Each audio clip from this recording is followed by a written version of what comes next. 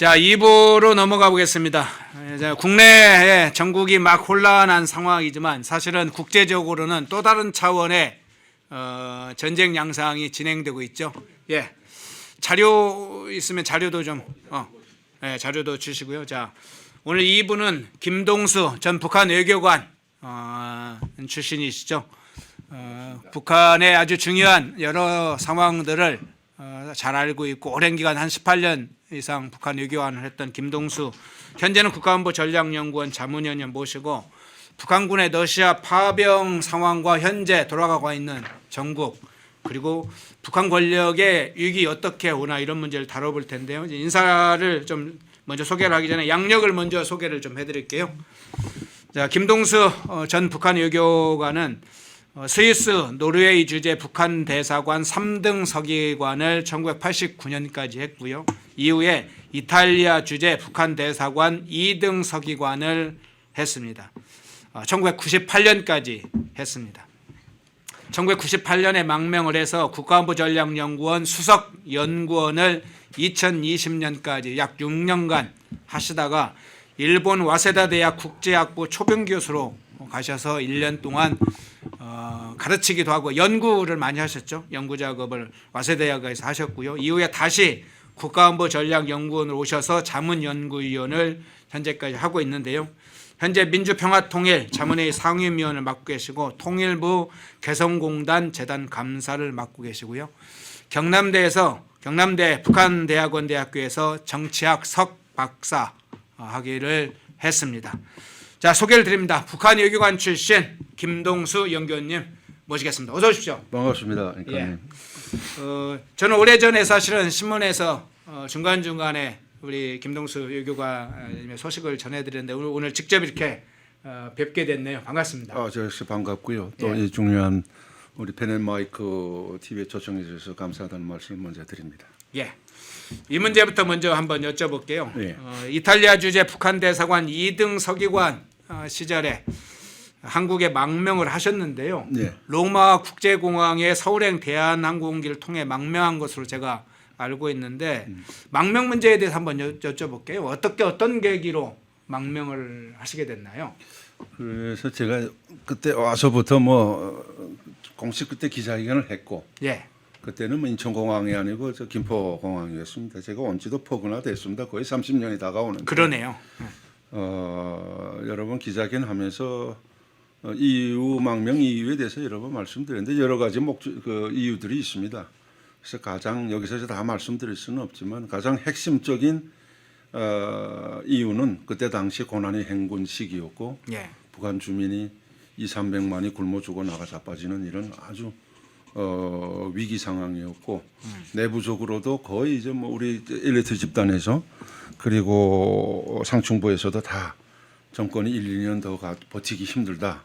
그때 이태리 주재 북한 대사관에 온 많은 이제 그 고위 간부들, 장성태 부부장을 비롯해서 외무성 부부장들 또 당정 군에 있는 간부들이 와서 한결같이, 제가 98년도에 왔는데 황장엽 선생님이 97년도에 망명했고, 예. 그 다음에 이제 저를 비롯해서 한 10명 이상의 북한 외교관들이 동시다발적으로 망명했는데 가장 큰 원인이 북한 정권이 이대로는 1~2년 못 버틴다. 그 간부들 자체가 다 밤자리에 이제 술 마시면서 그분들이 이제 저희 거의 울면서 이야기했습니다. 저희들한테.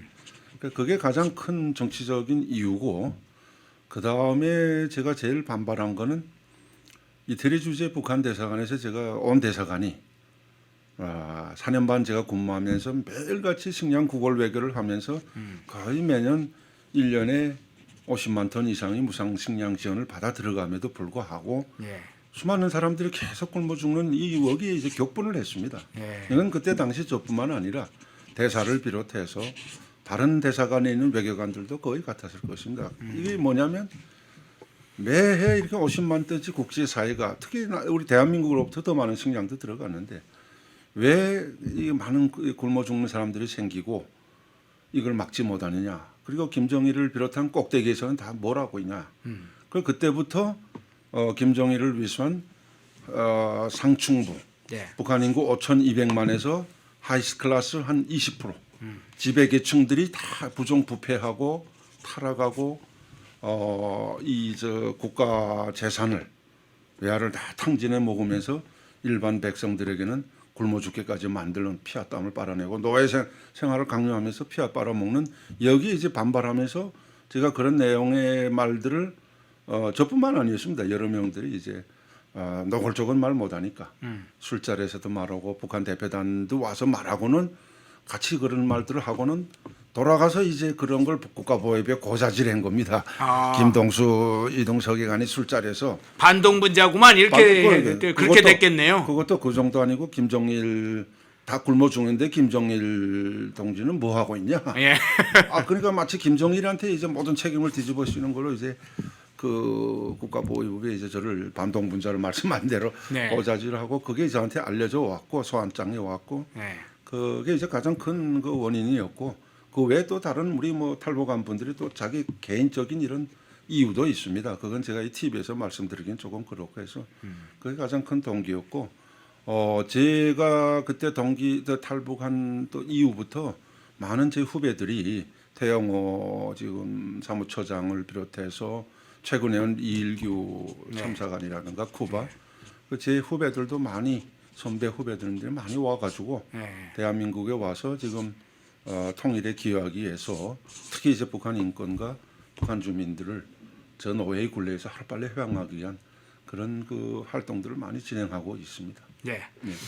자, 이제 북한의 외무성에서 외교관 활동을 시작을 해서 특히나 외국에서 이제 스위스로부터 시작해서 이탈리아까지 이 북한 대사관에서 근무한 것만 15년. 그러면 이제 유럽의 여러 국가들의 모습을 다 봤을 텐데요. 그 시기에 마침 망명했던 시기는 망명의 저 북한의 대량아사는 대략 94년부터 통상적으로 얘기하지 않습니까? 예. 98년, 99년까지 한 뭐 4, 5년간 김일성이 죽은 94년부터 90년대 말까지를 보죠. 고난의 행군이 긴 기간 심했던 동안에 북한식으로 예. 이제 고난 행군, 예. 이 식량난과 대량아사가 있었던 그 시기. 그런데 외국에 있으면 평양에서 그 이제 정기적으로 소환을 합니까? 아니면 부정기적으로 소환하는지 모르겠는데 이렇게 소환을 하지 않습니까? 와서 뭐 사상 검증도 하고 업무 아마 검증도 하고 그럴 텐데 그때 그 시기에 들어갔을 때도 이미 북한에 직접 갔을 때 평양이나 평양 밖에 있는 이렇게 대량 아사의 사태를 직접 보거나 친구한테 직접 여러 얘기를 듣고 또 미국에 가서 추후에 그런 소식 정보를 확인하고 뭐 그런 과정을 실제 그 과정에 들었습니까? 그렇죠. 그러니까 이게 지금 김일성이 94년도에 이제 사망하고 북한이 대대적인 이제 고난의 행군을 이제 시작하는데 이때 이제 대북 제재가 상당히 심화되기 시작했습니다. 그 두 번째로는 북한의 저 비인간적인 북한 인권 이걸 가지고 국제 대사령을 비롯한 국제기구 인권 단체들 국제기구들이 북한을 압박하기 시작하고 그러니까 대북 제재가 강화되면데다가 인권 압박 또 동구권 사회주의가 붕괴되고 90년대 초반 구소련이 붕괴되고 모국인 사회주의 구소련이 붕괴되고 동구권 사회주의 나라들이 다 붕괴되면서 북한이 완전히 외톨이 사회주의국가로 남는데 여기에 더해서 대한민국 노태우 정부 때 갔습니다.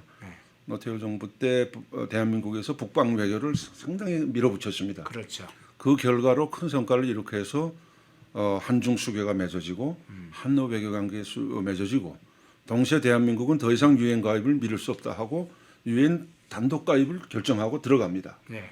이 국제적인 환경이 바로 90년대 초반인데 김일성이 죽는 94년도까지인데 김일성이도 아마 이런 재반 이런 환경들이 쇼크를 먹고 또 북한 내부에서 많은 아사자들이 굶어 죽는다는 걸 그때 뒤늦게 알게 되면서 격분하고 자기가 속한 데 대해서 아마 김정일한테 속한 거죠.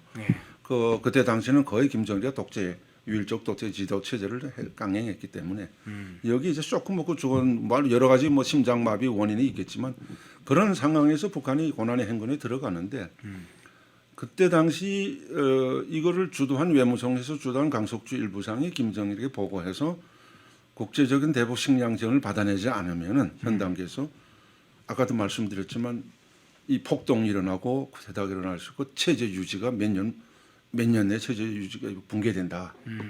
따라서 첫째, 둘째, 셋째도 외무성이 임무는 북미 회담 북핵 문제를 다루면서 식량 지원을 받아내는 이것을 가장 중요한 업무로 내밀어야 되겠다. 여기에 더해서 북한 인권 공세를 막아야 되겠다. 김정일이 보고하고 김정일이도 여기에 이제 대찬성을 하면서 이 외무성이 주도하는 데서 식량 외교를 세계 식량계에 유엔 식량면 농업기구, 국제농업개발기금을 위주로 해서 식량 지원을 국제부터 유엔부터 받아내는데 이 본부들이 다 로마에 있습니다. 네. 그래서 로마 대표부를 몽땅 5명이 그때 근무했는데 대사로부터 서기관까지 다 소환하고 실제 담당자들을 외무성에서 5명을 다 국제당국제부 대표가 나가 있고 그다음에 밑에는 참사로부터 서기관까지 다 외무성에서 담당자들이 식량 담당자들이 나갔습니다. 그때 당시 제가 외무성에서 세계식량계획하고 유엔식량협 농업기구 담당자였는데 나가서부터 처음으로 국제사회 조선민주주의인민공화국 역사에 처음으로 국제사회에 식량을 주십시오 하고 대사하고 제가 CNN하고 또 BBC, 보이스 오브 아메리카 등 서방 TV 언론들에 나가서 무릎을 꿇고 온 세계에 대고 식량 구걸 외교를 첫 시작을 95년도에 시작했습니다. 그때로부터 북한에 이제 100만, 200만이 굶어 죽기 시작하니까 이 내부 사료들을 어떻게 공개하는가 가지고 북한 외무성, 이 북한은 전반적인 국가적인 이런 범죄 국가이기 때문에 식량 지원을 받는다면 반드시 통계 자료도 내고 실태를 보여줘야 되는데 이것도 당정군이 국가가 김정일의 특별 지시에 따라서 온 국가가 달라붙어서 통계 숫자를 포함한 이 사실들 다 왜곡해서 식량 지원을 받는데 유리하게 강화해서 공개하고 그 다음부터 정상적인 식량 지원에 들어가는데 거의 매해 한 500만 톤씩 50만 톤씩 들어갔습니다. 그리고 1년에 상하반기 2번에 걸쳐서 이벨리에이션 델리게이션 평가 대표단이라고 네. 현장 접근 모니터링 대표단을 데리고 이제 현지에서 대사하고 제가 50명 정도 데리고 들어갑니다 북한에. 네. 그때 매 1년에 2번씩 들어가면서 현지에 가서 그 참상을 저도 목격했는데 야, 차마 눈뜨고는 보지 못할 그런 상경들이었습니다. 그것도 북한이 너무 처참한 거는 가리고 어느 정도 식량 지원을 받는데 유리한 것만 보여줬는데 애들이 그 새벽에 이제 쭉 모니터 그 데리고 돌아가면서 그 인민반장 그다음 국가보위원 그다음 인민보안성 그 경찰들하고 같이 인민군대 병사들을 뒤에다가 달구지에다 가만히 싣고 가면서 매 집마다 들려서 노크하고 아침 새벽에 들어가 보면은요 온 가족이 떼죽음 당하는데 얼어서 굶어서 얼어 죽은 거 그리고 또 그중에는 부부가 신혼 부부가 죽었는데 애 하나가 발동동동 굴면서 그 추운 겨울에 뭐 말이 집이지 일제 때 지은 그 집에서 집에 이제 얼음 고드름이 다 둥둥 떠 있는 이런데 집에 둘이 죽었는데 떨어단 거기다 시커먼 종에다 유언장을 하나 또 걸어놓고 애만 울고 있는데 그 유언장 들여다 보니까 위대한 영도자 김정일 동지께서만 만수무강하시면 저희들은 죽어도 원이 없습니다. 이 고난의 행군은 곧 승리로 끝납니다 하면서 이런 장군님의 안녕을 빕니다 하는 이런 유서를 남겨놓고 딱 죽은 그런 참상을 국제 모니터링 들어간 분들이 다 보고 울었습니다. 그거 보고. 이게 어느 21세기, 20세기에 이런 세상이 있느냐 하고 그리고 현지들 다 돌아보는데 이게 국제사회로 뭐가 문제였냐면 식량 지원을 우리가 분배 투명성과 실제로 굶어 죽는 북한 주민들에게 식량이 돌아가야 되는데 이걸 몽땅 북한 꼭대기 지도층들이 다 이거 먼저 축내고 그리고 이제 군수공장 그리고 핵개발하는 이제 핵무기 공장이라든가 인민군대 그다음에 평양시 이런데 이게 식량 지원이 다 비밀리에 들어가고 실제 굶어 죽는 지방에 있는 이런 그 노동자 농민들한테는 10%도 가나마나 한지 뭐 많이 나오는 게 지금 20% 같다고 이 탈북민들이 와서 증언하는데 제 생각에는 10%에서 20%도 채 못 가는 이런 참상이 벌어지고 심지어 이 식량 지원들이 다 이 간부들한테도 갈 뿐만 아니라 다 빼돌려 가지고 농민시장에서 외화를 팔고 거래하다 나니까 국제사회가 다시 떠들기 시작한 게 분배 모니터링, 현장 접근, 철저한 이거 없이는 식량 중단한다. 이게 또 국제사회에 몇 년 잘 되다가 그래서 이제 지금까지도 그 이후부터 닫아매고 조금씩 식량 지원들이 진행되지만 우리 대한민국에서는 그래도 한 민족으로서 북한 인민들이 이제 죽어가는 그 모습이 안타까워서 우리 국민들이 피 어린 이런 세금을 다 모아서 많은 식량 지원들을 해왔습니다. 그래서 좀 안타까운 거는 지난 시기에 보면 이런 현장 접근이 제대로 되지 않고 권력층들에만 가서 북한 정권 독재 체제를 더 유지하는 데만 기여한 것들이 많은데 우리 윤석열 정부에서는 지금 많이 지금 그 시작에서부터 북한 인도주의 지원, 의약품이라든가 또 기타 많은 그런 지원을 지금 북한에 주겠다고 호사님에 지금 딱 잘라 막고 있는데 재반 정세 때문에 앞으로 저는 윤석열 정부에서도 과감하게 문을 열고 북한 인민들 8.15 독트린에 맞게 북한 인민들을 상대로 북한 인민들에게 고스란히 우리 대한민국 국민들이 그런 그 고마운 마음이 이런 인도적 지원이 그대로 가다할 수 있는 대북 정책을 실시했으면 좋겠습니다. 네. 네. 자, 최근 현안 문제로 좀 넘어가 보겠는데요. 네. 저희 앞서서 우리 김동수 박사님 여기 방송에 출연하게 해주셔서 고맙다고 댓글 주셨는데 댓글이 올라가 버렸네요. 예, 김동수 박사님 같은 분들이 자주 나오시면 좋겠다 그런 의미로 주셨는데 감사합니다. 그런 댓글 많이 올려주시고요. 김동수 박사님께 중간에 혹시 질문하실 게 있으면 과거에 북한에서 있었던 권력투쟁 관련된 거든 주민들의 고난의 행군의 상황이든 여러 이야기들 중에 질문하고 싶은 거 있으면 질문해 주시면 저희가 또 중간에 보고 제가 보면 다시 질문을 추가하도록 하겠습니다. 고난행군 얘기하시느라 소리 작게 말씀. 소리를 좀 더 크게 해달라고. 그래요? 예, 조금 예. 마이크 가까이서 해주시면 알겠습니다. 예. 예, 훈이아님, 김독수 박사님 감사합니다. 이렇게 의견 주셨네. 예, 그렇게 응원해 주시면 좋겠습니다. 자, 최근 현안 문제는 이거죠. 북한 특수부대, 북한군의 러시아 파병. 이 소식이 계속 연일 보도가 있습니다. 소식들이 한두 개가 아니죠. 국정원이 발표한 최초 한 1,500명의 폭풍 군단이 들어갔다. 그리고 10,000명 정도의 추가 파병이 계속 이어질 것이다. 이런 보도에서 시작해서 최근에는 파병 군인 가족들의 강제 이주가 진행되고 있다. 북한 내부에서 이 파병 군인 가족들이 어떤 일을 일으킬까 우려하는 그 상황을 예정하고 통제하기 위해서 강제 이주가 진행했다. 이런 소식까지 여러 이야기가 들려옵니다. 근데 지금 현재 북한 군의 러시아 파병 이후에 북한 내부든 러시아에 들어간 군 소식 등 전체 상황 어떻게 보고 계세요? 그 앵커님께서도 지금 말씀하신 것처럼 허 앵커님 말씀한 것처럼 북한의 우크라이나 전쟁 파괴는 이게 상당한 지금 파장을 일으키고 있는데 이거를 우리 지금 언론들에서 많이 다루고 있습니다. 저도 다른 데 가서 간단히 이제 그 언급했는데 오늘 조금 우리 중요한 펜 마이크에 왔기 때문에 제가 조금 더 이 문제는 좀 깊이 있게 좀 말씀드리려고 합니다. 예. 그래서 크게 우리 김정은의 북한 파병을 다목적으로 우리가 분석해 봐야 되겠습니다. 예. 그러니까 제 개인적으로는 크게 세 가지로 봅니다.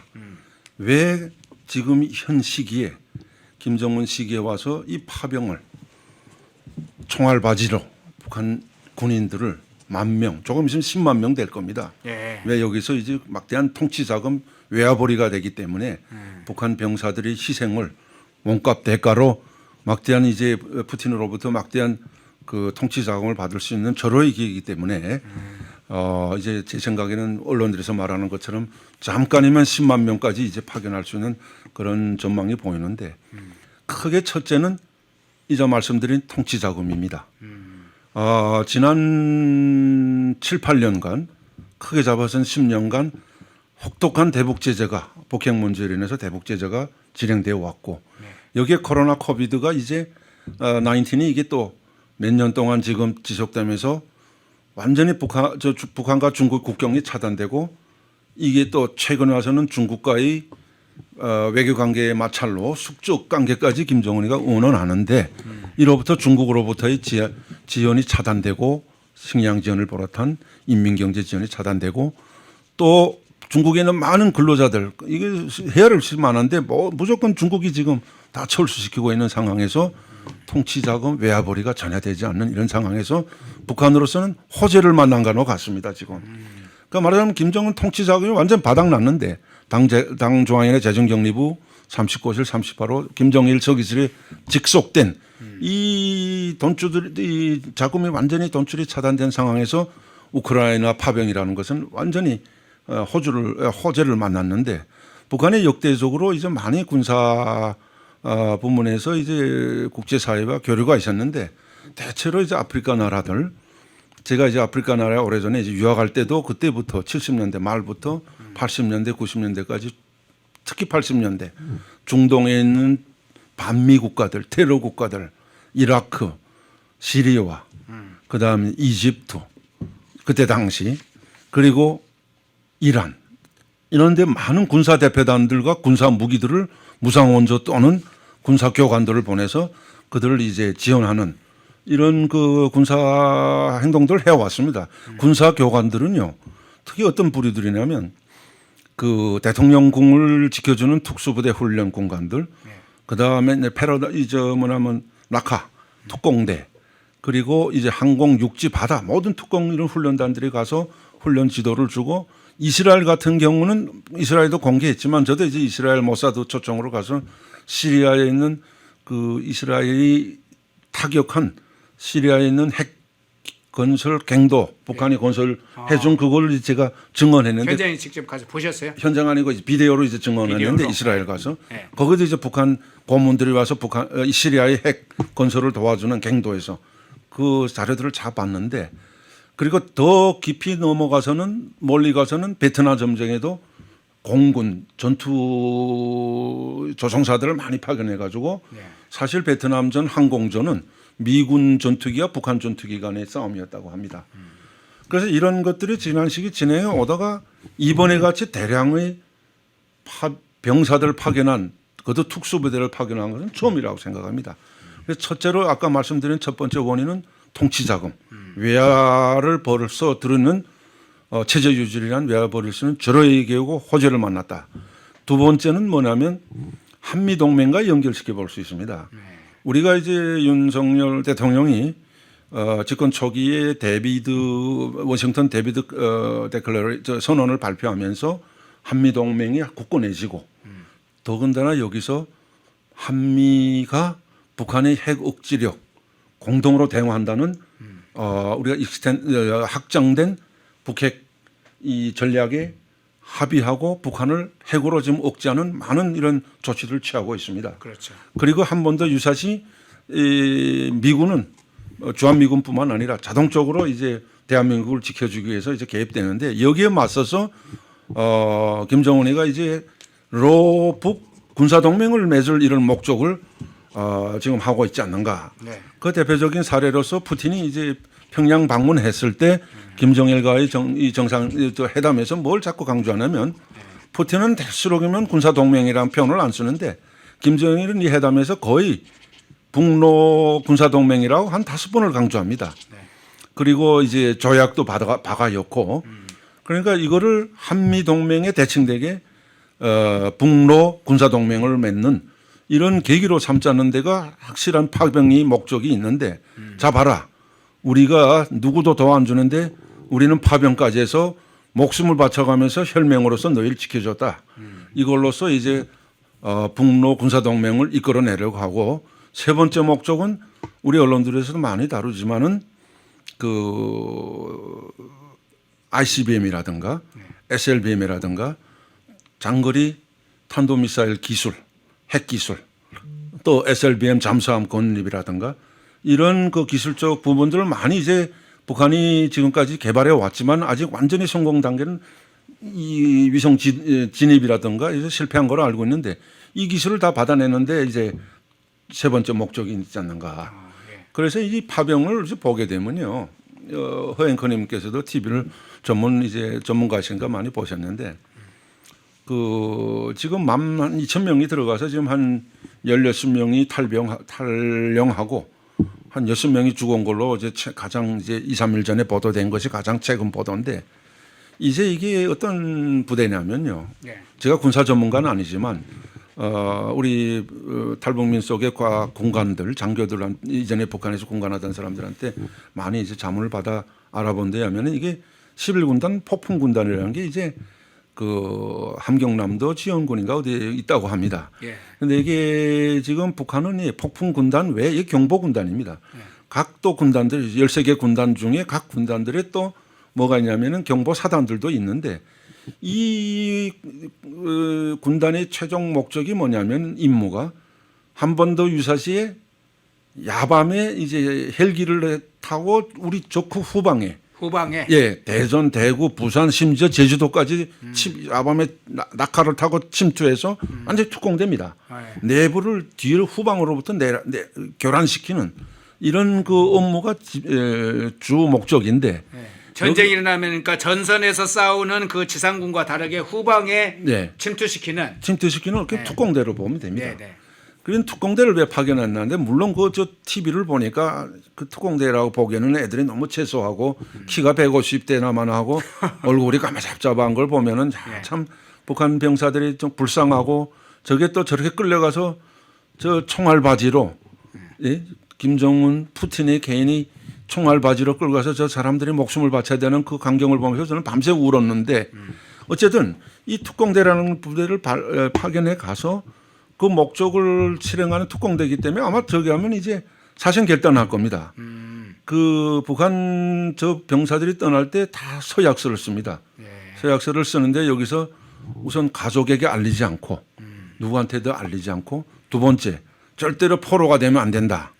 또 그리고 좌폭정신이라는 게 있습니다. 무조건 자살하라는 비밀 엄수를 위해서 이런 걸 다 서약서로 강요당하고 가기 때문에 저 중에 순진난만한 우리 진짜 병사들이 얼마나 많이 또 목숨을 바치겠습니까? 죽은 다음에도 이거는 북한의 가족들한테 알려지지 않습니다. 북한이 제가 있을 때부터 해외 공간들에도 편지를 못하게 했습니다. 왜냐하면 굶어 죽는 아사자 이런 소식들이 해외 공간에 있는 자기 아버지 어머니 아들 딸들에게 전달되면 식량 구걸 외교를 하든지 대외 활동에서 큰 지장을 받는다고 그 일상시 보내던 서신인을 완전히 차단해 버렸는데 이 특공대가 지금 러시아 파병되는 경우는 더 철저할 겁니다. 만약 이제 잡혀간다든가 저기서 죽게 되는 경우 돌아오는 그 가족들에게 오는 전하지는 그 문서는 뭐냐면은 당연히 이제 우리 NLL이든가 이 우리 저 군사본 개선에서 남한의 침략을 미군의 이 대북 이 저 공세 군사 작전을 이제 맞서다가 영렬하게 장군님과 조국을 위해서 전사했다 하는 이런 전사 자증하고 거기에 기껏해야 이제 이 파철로 만드는 이 동메달 같은 거, 영웅 메달 같은 거 하나씩 줘서 보낼 수 있는데 이게 정말 가슴 아픈 게 가서 개죽음을 당합니다. 이런 우리 북한의 저 젊은 저런 병사들이 또 이 아들 딸들이 저 북한 저 러시아 가서 러시아 병사들도 많은데 러시아도 다 그 군대 안 나가고 달아나는데 거기에 이제 총알바지로 가서 죽어야 한다는 이 사실을 좀 생각하니까 밤잠도 오지 않는데 그래서 지금 최근에 제가 알건대는 국제사회에 있는 많은 이런 단체들이 비밀 단체들이 우크라이나로 들어간다고 합니다. 들어가서 이 북한 병사들에게 호소를 한다고 합니다. 비밀내에. 그러니까 방법이 여러 가지 있겠죠. 서신도 보내고 USB도 보내서 개죽음을 당하지 말고 당신들 이 전장에서 물러나라. 그리고 당신들이 죽이는 사람은 바로 우크라이나의 무관 인민이다. 그러니까 이 사람들이 제일 먼저 어디 들어갈 거냐면 러시아가 딱 이미 강점한 것을 우크라이나가 되찾기 위해서 사생 결단하고 밀고 들어오는 여기 이제 파견됩니다. 그러니까 거기서 목숨을 바치지 말고 자유세계로 넘어오고 더 좋기는 대한민국으로 오는 게 좋지 않겠냐. 이런 그 활동들도 한다는 이야기를 제가 들었는데 만약 그런 경우에 이게 김정은이 지금 현재로서의 호재는 악재로 변할 수 있는 그런 조건이 많습니다. 환경이. 그렇군요. 그러면요. 지금 그 부분을 제가 이렇게 마침 질문이 나왔습니다. 그 악재로 변할 상황에 관해서 좀 이야기를 해 주시는데요. 어떻게 질문을 주셨냐면 레온님이 참전 북한군이 귀순할 수 있는 우리의 효과적인 대책을 듣고 싶네 이렇게 얘기를 하셨는데요. 그 우크라이나 전선뿐만 아니라 우리 지금 휴전선을 보고 해서 우리도 대응을 하고 있지 않습니까? 네. 어떻게 대응하는 게 좋고 말씀하신 대로 이게 악재로 어떻게 악재로 작용할지 부분도 좀 추가 설명해 주시죠. 그 아주 중요한 질문을 해주셨는데 예. 지금으로서는 우리가 정부로서도 강력히 대응하고 있습니다. 예. 지금 북한이 저렇게 대규모 파병까지 하는 조건에서 이 전쟁에서 피해를 없애기 위해서는 저희들이 우크라이나를 지원하는 문제를 좀 더 확장적으로 네.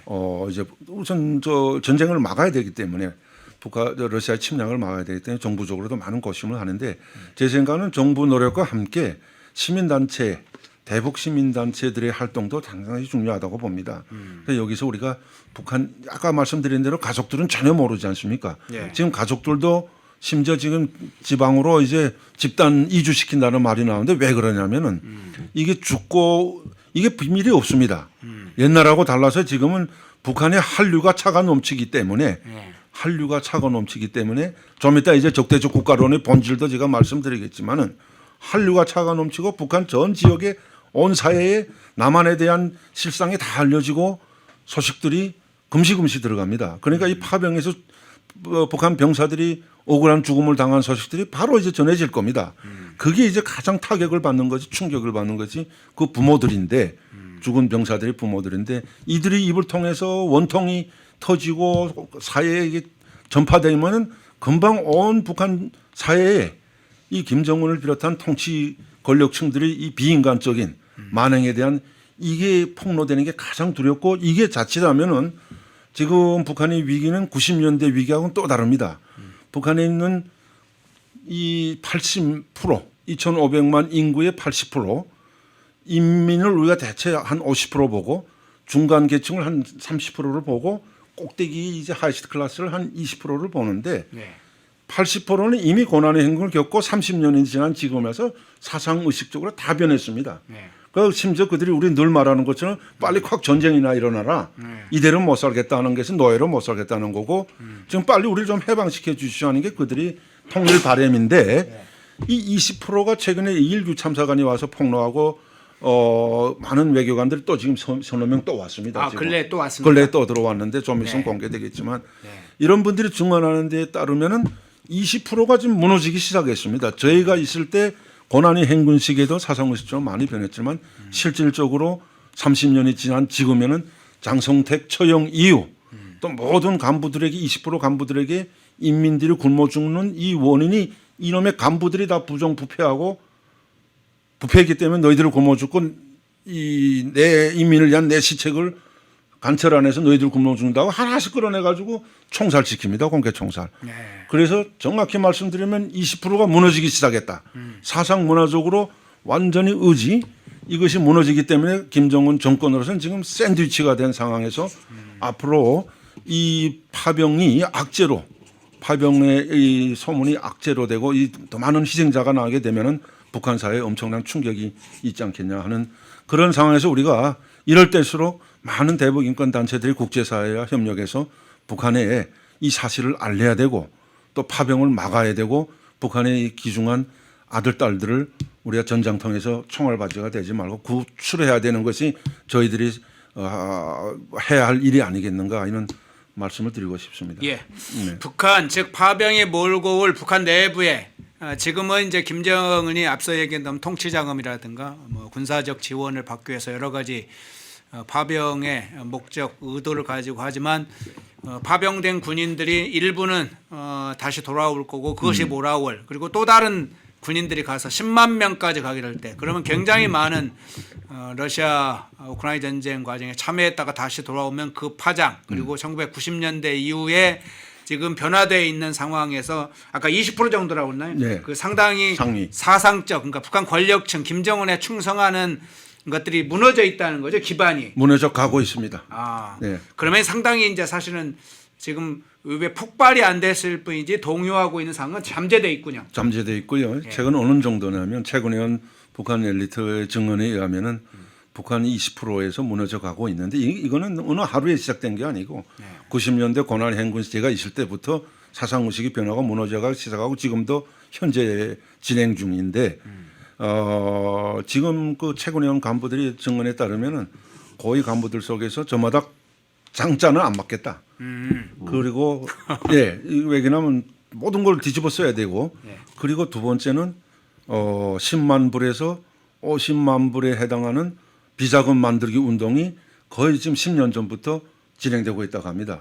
이건 이제 김정은이도 아는 사실이고 여러 번 가택 수색까지 해서 이걸 또 다 몰수하고 그 목적이 뭐냐면은 일단 유사시에 북한 내부의 국변 사태가 터지면은 무조건 해외로 도망가야 되기 때문에 도망가자면 돈이 있어야 되기 때문에 돈 지금 비자금 만드는데 저들도 20% 하이스트 클래스가 상위 20%가 최고 룰링 클래스 독재 권력층에서 아는 것이 뭐냐면 저게 남아시면은 80% 이상의 북한 인민들한테 매맞아 죽는다는 걸 알고 있습니다.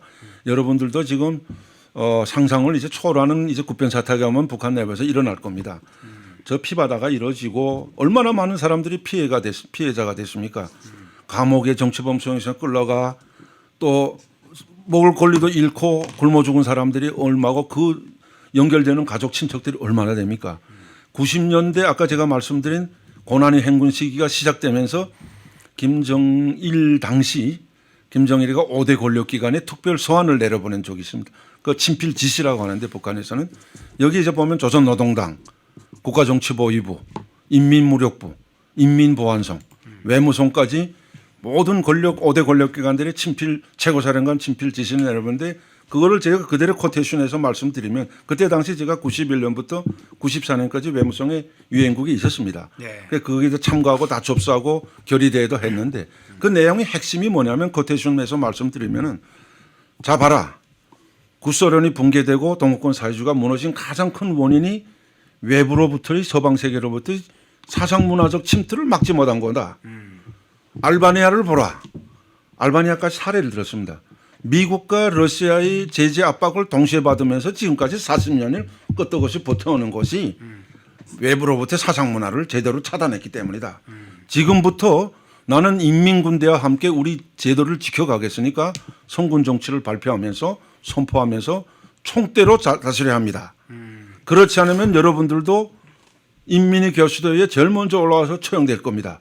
이거를 아예 특별 최고사령관 지시로 이제 5대 권력기관들을 하달했는데 그때로부터 지금 30년 넘어 지났는데 여러분들도 아시지만 90년대 태어난 고난의 행군 시기 장마당 세대들이 어머니 뱃속에서부터 장마당 노래를 들으면서 태어난 그 세대 MZ 세대들이 지금 북한에서는 노동당보다 장마당이 더 세다고 하는데 30년 동안 지나면서 그 세대들이 지금 북한의 전 지역에 사회 분야, 군대 분야 모든 온 사회에 이제 퍼져나가고 군대 같은 경우는 더합니다.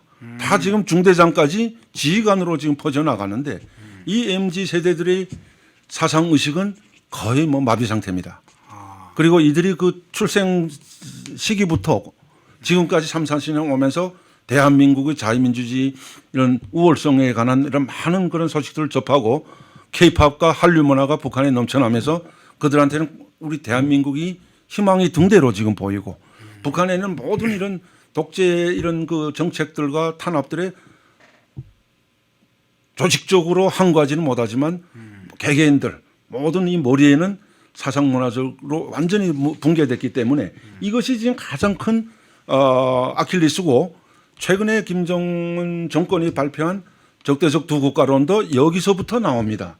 우리가 언론들에서 많이 북한이 적대적 두 개 국가론에 대해서 평론하고 있는데 그분들 말씀도 다 옳지만 제가 개인적으로 두 가지만 이 목적을 말씀드리겠습니다. 적대적 두 국가론의 핵심은 두 가지입니다. 첫째는 북한을 완전히 감옥으로 만들어 놓는 겁니다. 지난 70, 80년 이제 우리 내년도에 강복 80년을 맞는데 지난 80년간 한국과 북한의 대결에서 한국은 대승리를 일으켰습니다. 80년대 말에 이미 북한은 사상 이념적으로 사회 구소련이 붕괴되면서 대한민국의 사상 이념적으로 굴복했고 그 대표적인 사례들이 남한에는 많은 주사파들이 또 NLL파들이 북한의 현실을 보면서 주체사상에 속았다고 다 전향했습니다. 그리고 90년대 2000년대 들어서면서 100만 200만이 굶어 죽으면서 북한이 거지 나라가 되면서 다시 한번 대한민국에 무릎 꿇고 두 손 내밀며 식량 구걸을 하고 막대한 경제적 지원을 받으며 체제를 유지해 왔습니다. 지금 김정은 정권에 와서 이게 통하지 않습니다. 우리 대한민국에서 원칙적인 대북 정책을 펴면서 대표적으로 이제 통일 독트린인데 통일 독트린의 핵심이 뭡니까? 337인데 여기서 핵심이 가장 중요한 게 북한 인민을 주체로 보고 북한 정권이 아니라 북한 인민을 노예로 만드는 북한 정권을 주체가 아니라 북한 인민 80% 이상의 북한 인민을 주체로 보고 북한 인민의 인권과 북한 인민의 삶의 권리를 찾아주자. 그리고 이들을 이제 계몽시켜서 통일의 주체가 되도록 하는 것이 한반도의 완전한 자주 또 민주주의를 실현하는 길이라는 게 아주 이게 이때까지 이런 말들 많이 했지만 윤석열 정부가 들어서 공식적으로 이것을 천명한 것은 우리 대한민국 역사의 길이 남을 이런 그 방안이라고 보는데 예. 그건 박사님 그러면 네. 그 부분은 뒷부분에서 한번 다시 제가 네, 통일 네. 독트린 네. 대통령의 통일 독트린과 김정은의 적대적 두 국가론 네. 문제는 한번 좀 뒤에서 그래서 끝에서 이제 제가 그래서 이걸 마지막 한마디만 말씀드리면 이걸 차단하기 위해서 적대적 국가론을 내왔다고 보시면은 마땅하다고 제가 생각합니다. 예, 네. 미안합니다. 그 많이 말해가지고 그건 미안합니다. 아니 중요한 문제니까 뒤에서 네. 다시 한번 네. 별개의 주제로 다루는 게 좋을 것 같아서 제가 뒤에서 한번 여쭤보겠습니다. 근데 앞서 이제 북한 사회 전반 90년대 후반 이후에 태어난 MZ 세대들이 사회 전반에 이렇게 퍼지고 중추 역할을 하고 북한군도 지휘관급에 올라오면서 상당한 MZ 세대의 영향으로 북한군의 내부에 동요도 이야기를 해주셨는데 뭐 그게 연관이 있는지는 모르겠습니다만 이 문제도 한번 여쭤볼게요. 제가 최근에 이제 북한을 보는 것들 중에 2020년 딱 뭐 전후로 해서 대략 북한군 서열 1, 2위였던 인물들이 숙청돼 그러니까 강등되거나 그리고 나중에 복귀되는 장면들을 보는데 그 중에 이제 김영철 정찰 총국장, 박정천 총참모장 이런 사람들이 한때는 막 승승장구하다가 숙청되고 강등됐다가 다시 복귀하는 일이 벌어졌습니다. 근데 김정은 시대에 최근에 근래 가장 중요한 측근들 중에 하나가 조용원 이제 노동당 조직비서나 김덕훈 내각 총리는 꽤 장수를 하고 있단 말이에요. 당비서 내각은 상당히 그런데 왜 이렇게 북한의 서열 1, 2 최고 책임자들이 자꾸 바뀌는지 아까 그것도 연관이 됐는지 모르겠습니다. 이 상황은 어떻게 보세요? 이거를 지금 앵커님도 잘 아시지만은 북한의 권력층들을 김정일 시기 때, 김일성 때는 물론이고 김정일 때도 그렇고 김정은 시대 와서는 더 그러는 게 북한 이 권력층을 특히 최측근들을 늘 관리합니다. 관리 통제하고 그리고 충성심을 이제 경쟁 붙이는데 우리가 지금 남한에 있는 이제 일부 사람들이 북한에는 자꾸 권력 서열이 있는 거를 말씀하시는데 북한에는 서열이 있을 수 없습니다. 김정은이하고 김여정이 좀 특수관계인데 이 둘을 내놓고는 북한에 2인자가 없습니다. 자꾸 장성택을 2인자라고 했는데 보십시오. 장성택이 개죽음 당하는 거 보셨죠. 저도 장성택을 해서 스위스 노르웨이 이태리 있으면서 근 20년 그 서기실 업무를 하면서 장성택이 일을 보자 했지만 장성택이도 조선노동당 당원입니다. 장성택이가 이제 마지막에 죽을 때 행정부 부장하다 죽었는데 김정일 시기에 한번 조직지도부 일부 부장까지 한 사람입니다. 그때는 조직부장이 없고 장성택이가 조직부장을 김정일이가 그 위임하다시피 조직부장의 일부 부장이 대체 둘인데 당중앙에 장성택한테 3명 하면서 장성택이 조직부장까지 겸한 내부적으로는 일부 부장이지만 김정일이가 자체는 말했습니다. 출파돼서 야장부장 조직부장 하면서 이야기했다고. 그러니까 조직지도부장을 조직부장으로 약칭을 이렇게 줄여서 합니까? 하는데 제가 말씀드리는 게 그런 장성택이도 순간에 처형하고 그리고 여기 왔던 항병서도 총정지국장, 인민물구 총정지국장도 실세였다가 그렇게 남한에서 떠들고 했지만은 그것도 좌천돼서 지금 어느 청소 관리원을 하고 있는데 북한에는 서열이 없다. 2인자가 없다. 2인자가 있다면은 북한에는 조선노동당 조직부 기관하고 이걸 뒷받침하는 국가정치보위부 사회는 국가정치보위부, 군은 군보위사령부가 한 몸이 돼서 2인자다.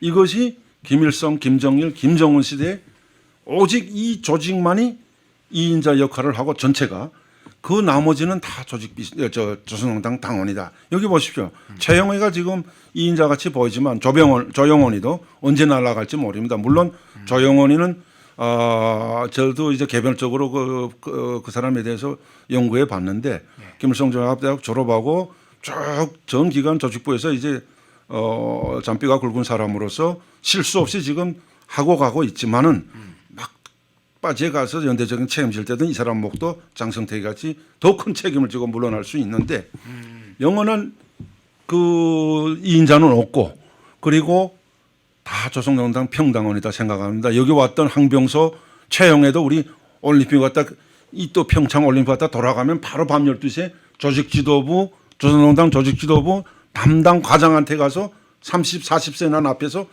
딱 서서 당생활 총괄하고 다음날 아침에 김정은이한테 업무 보고하러 갑니다. 그만큼 북한에는 이 권력 서열을 우리가 그 의미가 없다. 이 영원한 2인자도 없고 조영원이하고 총리는 아마 실무 자들로서 아주 뛰어난 것 같습니다. 그러나 좀 더 오래 연장되겠지만은 이들 운명도 오래 가지는 못한다.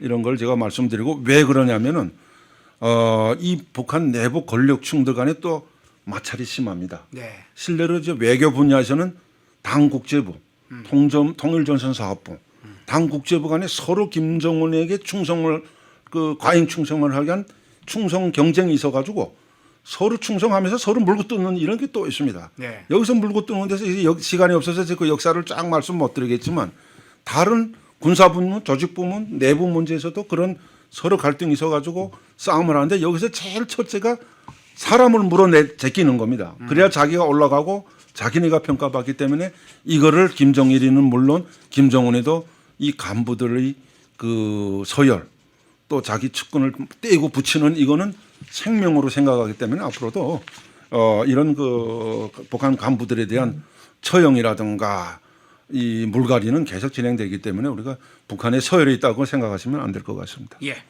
자, 앞서 이 질문을 드리고자 했던 문제 한번 드려볼게요. 자, 김정은이 작년 말과 올해 초에 이 적대적 두 개의 국가론을 네. 공식적으로 설표를 했습니다. 헌법에 뭐 명시했네 어쨌네 이제 이 문제도 최근에 이제 나왔었고요. 근데 이것과 선명하게 대비되게 지금 윤석열 대통령이 통일 독트린을 네. 발표를 했고 네. 김정은은 적대적 두 국가론 이렇게 선명하게 대비된 상황이 됐는데 네. 김일성, 김정일 시대까지만 하더라도 북한에서 상당히 통일을 주제로 해서 공세를 많이 폈지 않습니까? 맞습니다. 근데 이제 상황이 완전히 지금 바뀐 상황이 됐습니다. 그래서 맞습니다. 예. 이 부분도 좀 비교를 해 주시고요. 예, 또 하나는 예. 우리 정부가 민간단체를 포함해서 북한을 대할 때 대북 정책 상대적으로 어떤 대북 정책이나 통일 활동 방향을 잡아야 될지 그것도 이어서 해 주시면 좋을 것 같습니다. 예. 그래서 제 생각에는 이제 허 앵커님 말씀하신 대로 이 윤석열 정부의 통일 독트린과 여기에 또 이제 김정은의 적대적 두두국가론이 지금 완전히 대칭되고 있습니다. 예. 그래서 어떻게 이게 묘한 타임인데 일부에서 보기에는 이게 묘한 타임이라고 말하지만 저는 이거는 그렇게밖에 될 수 없는 그런 시대가 도래했다 이렇게 봅니다. 허 앵커님도 잘 아시지만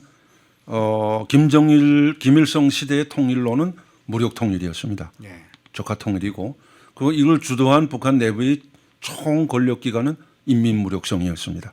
이 안에서도 깊이 들어가면 정찰정국이었고 이것이 어디까지 가냐면 70년대 중반, 80년대 초까지 이 무력 통일론이 북한에서는 변함없는 확보부동한 의지였습니다. 쉽게 말하면 위대한 수령 김일성 동지 대에 조국을 통일하자, 무력으로 통일하자는 이 구호들이 정부 기관들뿐만 아니라 학교, 마을까지도 군대까지 다 이런 구호들이 붙여 있어서 진짜 적화통일 무력으로 하려고 한 것이 김일성 시대의 대남 전략이었고 정책이었고 이게 90년대 오면서 고난의 행군을 겪고 국제 고화가 되고 구소련이 붕괴되면서 북한이 무슨 전략을 쓰냐면은 또 대한민국에서 햇볕 정책, 포용 정책을 이제 펴니다. 이런 펴면서 북한이 이제 국제사회로부터는 완전히 제재를 받고 고화되면서 아사자가 생기고 굶어 죽으면서 북한이 김정일 식의 대남 정책은 뭐로 변하냐면은 대북 무력 통일은 포기하지 않으면서 우선 체제 유지를 위해서 햇볕 정책 역이용 전략이라는 걸 펴니다. 그러니까 우리가 이걸 지금 한국에서는 잘 이게 느껴지지 않는데 북한 내부에 우리 외무성에 있을 때도 그렇고 통전부에서는 공식 김정일에게 제2서의 보고서에 앞으로 DJ 정권이 들어서는 여기에 맞게 평화 공세가 들어올 것이다. 그러니까 여기에 맞게 우리는 내부는 더욱 단속하고 파리채 2개씩 줘서 내부는 모기장을 치고 철동같이 통제하면서 외부 남한 자유민주주의 그 풍이 못 들어오게 사상이 못 들어오게 막으면서 역으로 햇볕 정책을 이용해서 남한으로부터 막대한 경제적 이득을 특히 식량정을 받아내서 체제 유지를 하겠다. 이게 이제 가장 핵심적인 햇볕 정책 역용 전략을 김정일 측에 쭉 꾸준히 해왔습니다. 네. 심지어 지난 정권까지 해왔는데 김정은 정권 들어와서 지금 지난 정권까지 해다 이걸 보니까 이제 와서 깜짝 놀란 겁니다.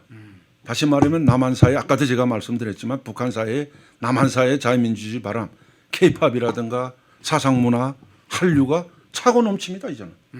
이게 10년 전만 해도 보위부 단계에서도 다 감시하고 해소해 가고 하던 게 이제는 해소해 가면 보위부 통제기관에서 다 돌아가며 보고 간부들한테까지 다 돌아가 보니까 간부들 세대들하고 자식들 MZ세대까지 공유를 합니다. 이제는.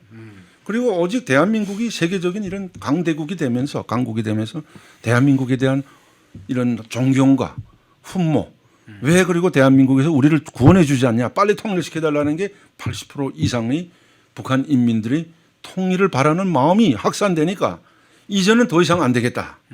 그리고 아까도 제가 말씀드렸지만 김정일 시기에 구소련이 붕괴되고 동구권 사회주의 붕괴된 가장 큰 요인이 서방으로부터의 자유민주주의 바람을 문화 침투를 못 막았기 때문에 붕괴됐는데 우리는 이걸 총 때려 다스려야 되는데 이것 이전 한계에 온 겁니다. 예. 그래서 이제는 내부 체제를 위해서는 완전히 절단해야 되겠다. 외부 세계야. 그래서 대한민국과 절단하는 그 첫 시도로서 지금 다리람 다 폭파해 버렸습니다. 그리고 저쪽 중국 쪽으로는 이제 숙적 관계로 지금 서로 이제 운운하면서 콘크리트 장벽을 쌓는다고 합니다. 기본 요소들에. 그러면 완전히 북한 안에 모기장이 아니라 콘크리트 철창 감옥을 만들어 놓고 북한 주민들만 통제해서라도 3대 세수, 4대 세수까지 가겠다는 것이 핵심 요인이고요. 두 번째는 핵무력입니다. 적대적 두 국가론으로 갈라놓고 핵으로 대한민국을 계속 위협할 겁니다. 미국하고는 이제 트럼프 정부가 들어서게 되면 하노이 회담 이어서 핵 딜하면서 막대한 경제적 이익, 외교관계 설정하고 막대한 경제적 이익을 받아내려고 하는 동시에 대한민국은 계속 압박할 겁니다. 그럼 우리 국민들이 항상 핵을 몰에 이고 지고 살아야 되는 이런 협박을 하는데 이런 협박을 하는 동시에 이게 내부용으로도 쓰입니다. 자 봐라. 우리가 장군님께서 핵을 가지고 계시기 때문에 절대로 외부 세력들이 침략 못한다. 너희들은 순종하라. 오직 당만 믿고 수령만 믿고 순종하는 길밖에 없다는 내부 공포정치 도구로 이용하자는 것이 핵무력입니다. 그래서 이 두 가지 목적이 있는데 우리가 지금 이런 식의 통일 독트린을 지금 발표해서 이걸 집행하는데 저는 제 생각에는 통일 독트린이 참 좋은 내용들이 많이 들어가고 실전 가능한 또 실질적인 이런 통일 앞으로 통일 이런 방안들을 강조한 우리 대한민국에서 처음으로 발표한 이런 아주 이런 역사적인 안이라고 보는데 여기서 제일 중요한 거는 방안도 제시했지만 중요하지만 이거를 실천하려면 실천가들이 있어야 됩니다. 정부 혼자라서는 안 됩니다. 여러분 우리가 제가 온 지 이제는 25년 넘었습니다. 대한민국에 와서 5개 정부를 제가 맞이해 봤는데 모든 정부가 지난 정권들이 다 북한에 통일 정책들을 내놓고 북한을 이제 통일한다고 하지만은 통일이니 평화니 또 원칙론이니 하면서 5년마다 다 그런 정책을 펼지만 이건 정말 우리가 북한을 속지 않았습니까? 그 기간에 북한은 핵무력을 완성했고 또 정권이 끝나면서 아무도 책임을 안 집니다. 그러니까 저는 이런 위선자들 통일에 대한 평안이 이런 위선자들보다도 진짜 북한 인민들을 상대로 북한 정권을 도와줘서 북한 독재 체제를 강화해서 북한 인민들을 당대 노예로 만들지 말고 북한 인민들 주체가 인민들을 선정해서 북한 인민들이 자발적으로 일어나서 자기 운명이 주인 자기 자신이고 자기 운명을 개척하는 힘도 자기 자신에 있다고 배우지 않았습니까? 북한 인민들을 주체로 보고 우리 대한민국에서 북한 인민들을 상대로 한 대북 정책을 펴고 원칙적으로 펴면서 모든 문을 열어야 된다고 생각합니다. 지금은 확고한 한미 동맹으로서 핵옥지를 지금 가지고 있기 때문에 여기는 문제 없기 때문에 이제는 사회문화 모든 뭐 체육, 교류, 뭐 인도적 지원까지 포함해서 과감하게 문을 열고 윤석열 정부에서 북한 인민들을 와서 보고 가서 보고 이건 우리가 적극적인 공세에 들어가야지. 북한은 계속 막을 겁니다. 그럼 북한은 안 열지 않냐? 그러니까 적대적 두국가 나온다 그래서 내오지 않았냐? 그래도 우리는 계속 북한 인민들한테 메시지를 보내고 실질적으로 북한 인민들한테 우리가 시민단체들 정부가 시민단체 합세해서 시민단체도 지금 많습니다. 지금 얼마 전에 9월 28일에 제가 그 임진각에서 열린 통일을 실천하는 사람들 AKU라고 문현진 의장님하고 세계평화 글로벌 재단 의장님하고 서인택 통일을 실천하는 사람들 의장님이 주관해서 또 거기에 있어 1천만 이 협회 가족 탈북민 단체들 다 동원해서 3만 명이 참가한 이 임진각 행사를 했습니다. 그 여기는 국회의원들도 이제 여야 가리지 않고 다 참가했고 그 이게 통일 이들이 10년 동안 해온 그 명분이 뭐냐면은 북한 인민들을 상대로 우리가 북한을 인민들을 위해서 대북 정책을 펴야 된다. 그러자면 시민사회의 힘으로 해야 된다. 이게 그들이 그 줄기차게 10년 이상 해왔는데 이제 우리 윤석열 정부가 이런 시민단체들하고 굳건히 손잡고 대북 정책을 정부가 뒷받침하고 시민단체가 대북 모든 단체들이 나서서 전면에 나서 북한 인민을 상대로 대북 활동을 하도록 지지, 성원, 지원해야 되지 않겠냐. 네. 그런 제 개인적인 말씀을 드리고 싶습니다. 예. 사실 좀 질문할 게 많고 좀 여러 가지 듣고 싶은 게 많은데 시간 제약 때문에 양해 말씀 먼저 드리고 마지막으로 질문을 해 주신 분이 있으니까 네. 이건 뭐 정치적인 문제는 아니고요. 북한 내부 북한 상황에 관해서 마지막 질문을 좀 드릴게요. 네. 해피 하늘 님이 주셨는데 북한의 초중고 대학교 진학률이 얼마나 되는지요 하면서 또 진학에 관해서 진학이 의무인지 강제인지 그 부분을 여쭤봤네요. 네. 그 제가 이제 북한을 떠나온 지 오래됐는데 네. 이 북한의 중고등학교 초등학교부터 11년제 의무 교육으로 되어 있습니다. 그리고 국가가 이제 보상해 준다고 다 무료 교육 무상 치료해 준다고 하지만 여러분들 아시다시피 굶어 죽는 판에 이게 무슨 교육 심지어 책도 없어가지고 교과서도 없어서 모래를 놓고 지방에서는 글을 일제 때처럼 모래에다가 책을 대신해서 글 쓰던 때가 고난의 행군인데 지금도 무상교육이라고 말은 좋지만은 나가서 교육은 다 받습니다. 그리고 11년제 유치원 1년 포함해서 11년제 무상교육이라는 거 받는데 이건 의무적입니다. 그래서 나가서 이제 교육을 받는데 이것도 교육은 보면은 지금 제가 다닌 평양 외고대학이라든가 외고학원 이제 11년제인데 중등반 대학 고등반 대학까지 합쳐서 그리고 이제 김일성 종합대학 무슨 국제관계대학 인민경제대학 좋은 대학에 가려는 이 지방들에서도 여기 가려는 이런 그 노력들이 많고 하지만은 여전히 계급 사회에서 여긴 출신 배경을 보고 간부 자식들이 여기 우선 가고 지방에서는 정말 5%도 안 되는 이런 그 학생들이나 모집돼 가는데 학교에 따라서 그 교육 질과 또 이 배려 이런 것들이 달라지는데 절대 다수 인민들의 자녀들은 영원히 3대 세습 4대까지도 그 계급 사회에서 노동자 농민의 이 명패를 벗지 못하고 교육 분야에서도 늘 11년제 교육받고 그냥 100% 군대에 90% 갔다 오고 군대 또 10년 갔다 복무하고 와서는 다시 다 탄광 강산으로 집단 트럭에 싣고 바로 가서 집단 탄광 강산 노동자가 되고 하는 이런 노예적인 생활을 지내는 것이 북한의 청년들 어린이들의 이런 비극입니다. 현재 실태입니다. 네. 마지막 얘기도 좀 가슴 아픈 얘기네요. 우리 훈이한 님이 아마 질문을 주셨는데 제가 못 봤나 보군요. 다음 기회에 한번 제가 확인하고 질문 주시면 훈이한 님 질문은 놓치지 않겠습니다. 예, 오늘 김동수 전 북한 외교관님 모시고 대담을 거의 1시간 가까이 했는데요. 자, 자, 러시아 이제 뭐 전쟁이 금방 끝날 건 아니기 때문에 오늘 아니더라도 다음에 네. 또 김동수 박사님 모시고 관련된 그러면서 북한 내부의 변동이 어떻게 일어나고 이제 이것도 계속 주목하는 대담을 해보겠습니다. 오늘 좀 긴 시간 동안 여러 문제에 대해서 좀 자세히 구체적으로 설명해 주셔서 고맙습니다. 전 북한 외교관 현재 국가안보전략연구원 자문연구원이신 김독승수 박사님이었습니다. 고맙습니다. 고맙습니다. 시청자 여러분 고맙습니다. 예. 인터넷 검색창에 펜앤마켓을 검색해 주세요. 펜앤마켓은 펜앤드마이크 구독자분들을 위한 종합 쇼핑몰로 좋은 상품으로 온라인 최저가를 목표로 하는 마켓입니다. 많은 관심과 사랑 부탁드립니다.